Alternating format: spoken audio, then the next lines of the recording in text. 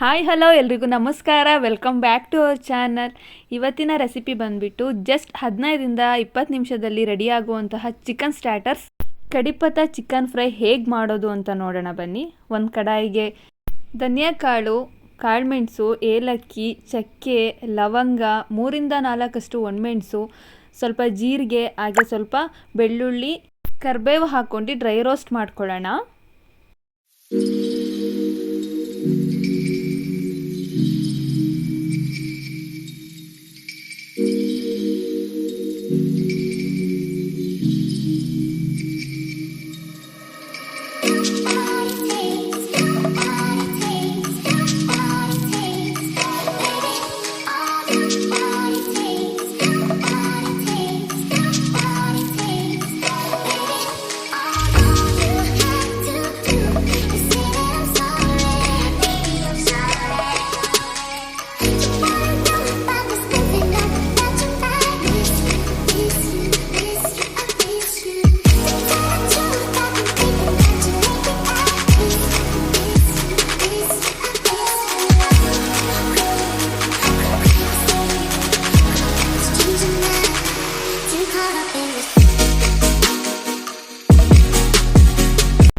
ಇದು dry roast ಆಗಿದೆ. ಇವಾಗ ನಾನು ನೆಕ್ಸ್ಟ್ ಮಿಕ್ಸಿ ಜಾರಿಗೆ ಹಾಕ್ಕೊಂಡು ಗ್ರೈಂಡ್ ಮಾಡ್ಕೊತೀನಿ.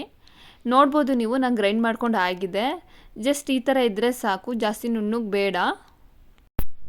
ನೆಕ್ಸ್ಟ್ ನಾವು ಒಗ್ಗರಣೆಗೆ ರೆಡಿ ಮಾಡ್ಕೊಳ್ಳೋಣ ಬನ್ನಿ. ಒಗ್ಗರಣೆಗೆ ಒಂದು ಸ್ವಲ್ಪ ಆಯಿಲ್ ಹಾಕ್ಕೊಳ್ಳೋಣ. ಹಾಗೆ 2ರಿಂದ 3 ಈರುಳ್ಳಿ ಸಣ್ಣದಾಗಿ ಕಟ್ ಮಾಡ್ಕೋಬೇಕು. ನೆಕ್ಸ್ಟು 2ರಿಂದ 3 ಹಸಿಮೆಣಸಿನ್ಕಾಯಿ ಹಾಕ್ಕೊಂಡು ಸ್ವಲ್ಪ ಫ್ರೈ ಮಾಡ್ಕೊಳ್ಳೋಣ.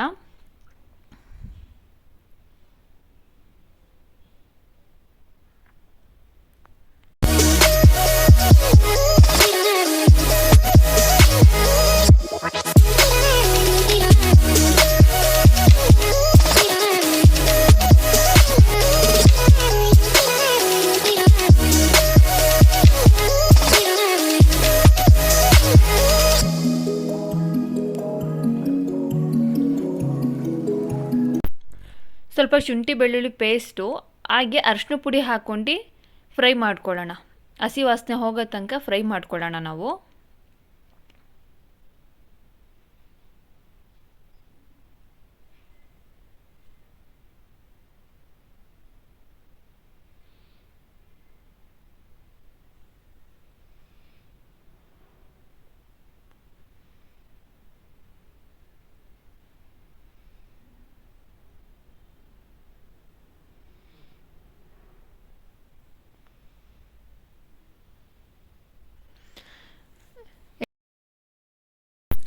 ಈರುಳ್ಳಿಗೆ ನಾನು ಉಪ್ಪು ಸೇರಿಸ್ಕೊತಾ ಇದ್ದೀನಿ.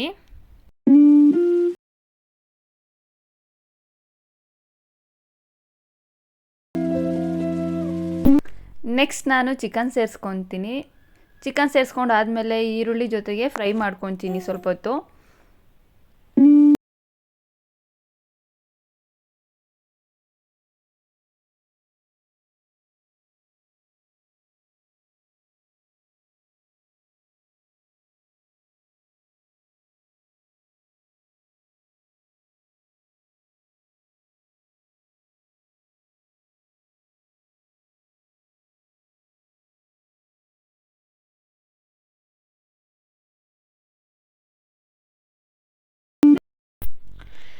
ಸ್ವಲ್ಪ ಕರಿಬೇವು ಹಾಕ್ಕೊಂಡು ಫ್ರೈ ಮಾಡ್ಕೊಳ್ಳೋಣ. ಫ್ರೈ ಮಾಡ್ಕೊಂಡು ಆದಮೇಲೆ ಚಿಕನ್ನ ಒಂದು 5ರಿಂದ 10 ನಿಮಿಷ ತನಕ ಬೇಯಿಸ್ಕೊಳ್ಳೋಣ.